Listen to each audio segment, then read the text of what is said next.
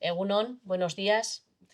Gaur Lourdes Iriondo ez gera alferrik pasako dokumentaleren proiekzioa aurkeztera gatoz. Proiekzioa azaroaren 21 eta 23an egingo da hemen Manuel Lekona kulturetxean. Sarrerak 6 euro izango dira. Inge Mendiorosekin zuzendatutako eta Idoia Gardesek idatzitako lana da. Bi sortzaile Lasar teoriatarrai eskerrak eman nahi dizkiet egindako lanagatik, sentiberatasunagatik eta euskal kulturarekiko konpromisoagatik. Dokumental honen bidez, Lourdes Iriondoren irudia eta ondarea ezagutzera gonbidatzen zaitugu. Euskal kulturaren historia hurbilean eragin handienetakoa izan duen emakumearena.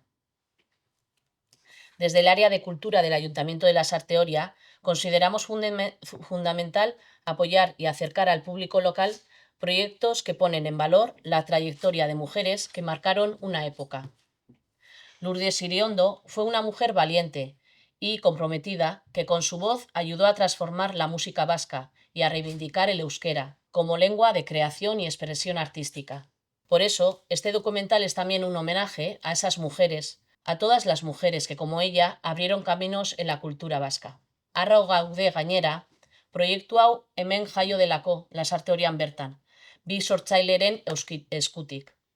Horrek erakusten du gure udalerriak talentu, sormen eta gure sustraieko konpromisorako gunea izaten jarraitzen duela. Herritar guztiak animatu nahi ditut, proiekziotara joatera, lan honetaz gozatzera eta gure memoria kulturalean ezinbestekoa den emakume baten historia deskubritzea.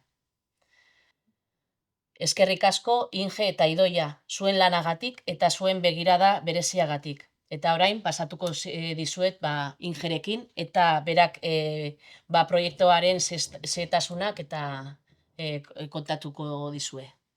Eskerrik asko. Inge Mendieroz naiz, esan bezala, eta Idoia Garcesekin batera, film honen proiektua hasi genuen bada 3 edo 4 urte, ja ideiakin hasi ginela, eta lana bastante handia izan du dokumentatzen eta proiektua aurrera eramaten, baina oraintxe oso pozik gaude. Zinemaldian estrenatu genuen, Zinemira sailaren irikieran. Orain ere zine astean izan ginen, Gasteizen, eta, Urnietan ere estrenatu genuen, gure nahia zen Urnietanaren familia eta lagun guztiekin, haiek izatea lehendabizikoak, ikusten filma, eta oso gustora gelditu dira, gustatu zaie, nola marraztu dugun Lourdes hori, eta orduan oso pozik gaude. Eta, esatea ostiralean Okendo zinema taldearen pasean Idoia Garces eta biok egongo garela, norbait galderarik edo egin nahi badu, pixka solastuko gera. Eta, hola zea berri bezala esan dezaket, gaur esan dezaket, 22an Eusko Ikaskuntza Baiona hiriaren saria jasoko dugula, eta oso pozik gaude. Ideia izan zen pixka bat, ni nengoen beste proiektu bat egin nuen, beste bideo bat, Mikel Laboa katedra proiektu bati bideoa sortzen, eta haiek esan ziaten, nahi zutela, bazutela gogoa Lourdesen zeo zer egitea, ez zutela oso argi zer egin, ze formato, nola omendu Lourdes edo nola ekarri, ezta? Eta orduan pixka bat investigatzen hasi nintzen, eta ikusi nuen bazuela zer kontatua, azkenean beataz idatzi danian,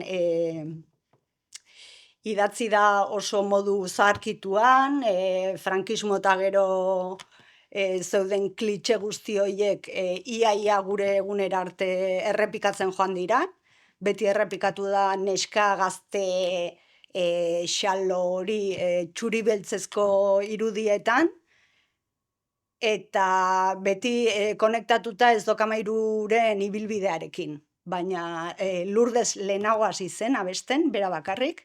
Ez dok amairura iristen denean bera da ezagunena taldekideen artean, eta bera da antolatzaile eta bultzatzaileetako bat.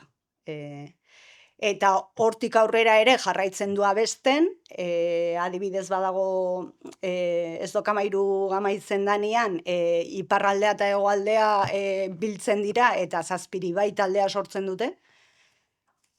Talde horretan dagoen Patxika Remozpe beste abeslaria elkarrizketatu dugu, eta berak adibidez batzuen proiektu bat lagun batzuekin bai Estitxu, Maite Idirin eta Lourdes bera omentzeko.